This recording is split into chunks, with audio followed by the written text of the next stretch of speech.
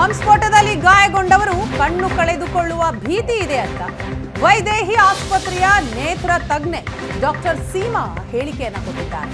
ಸ್ಫೋಟದ ತೀವ್ರತೆಗೆ ನಾಗಶ್ರೀ ಎಂಬುವವರ ಕಣ್ಣು ಗುಡ್ಡೆ ಹೊರಬಂದಿದೆ. 26 ವರ್ಷದ ನಾಗಶ್ರೀ ಬಲಗಣ್ಣಿನ ಗುಡ್ಡೆ ಛಿದ್ರವಾಗಿ ಸೋಂಕು ತಗುಲಿದೆ. ನಾಗಶ್ರೀ ದೃಷ್ಟಿ ಕಳೆದುಕೊಳ್ಳುವ ಅಪಾಯ 90% ಅಂತ ಹೇಳ್ತಾರೆ ಡಾಕ್ಟರ್ ಸೀಮಾ. ನಾಗಶ್ರೀನ ಪೇಷಂಟ್ 26 ವರ್ಷದ ಹಿಂಗ್ಸು. ಬಾಂಬ್ ಬ್ಲಾಸ್ಟಿಂದ ಫುಲ್ ಇಂಪ್ಯಾಕ್ಟ್ ಬಲ್ಗಣ್ಣಿಗೆ ಹೊಡೆದಿದೆ. ಕಣ್ಣಿಗೆ ತುಂಬ ಗ್ರೀವಿಯಸ್ ಇಂಜುರಿ ಆಗಿದೆ. ದೃಷ್ಟಿ ಬರೋ ಚಾನ್ಸಸ್ ತುಂಬಾ ಪ್ರೊಗ್ನೋಸಿಸ್ ಚೆನ್ನಾಗಿಲ್ಲ.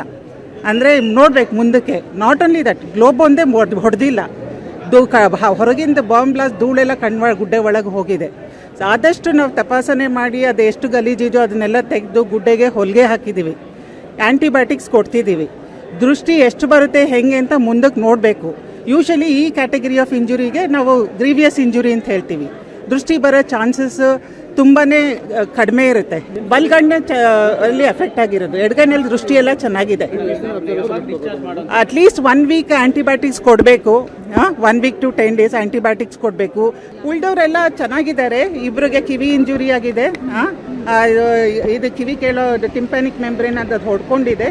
ಅದನ್ನು ಟ್ರೀಟ್ಮೆಂಟ್ ಮಾಡಿ ಆಮೇಲೆ ಸರ್ಜರಿ ಮಾಡಿಸ್ಕೋಬೇಕಾಗುತ್ತೆ ಮುಂದಕ್ಕೆ.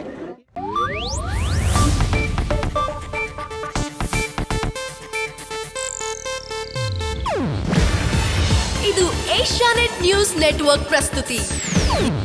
ನೀವು ನೋಡ್ತಿದ್ದೀರಾ ಏಷ್ಯಾನೆಟ್ ಸುವರ್ಣ ನ್ಯೂಸ್.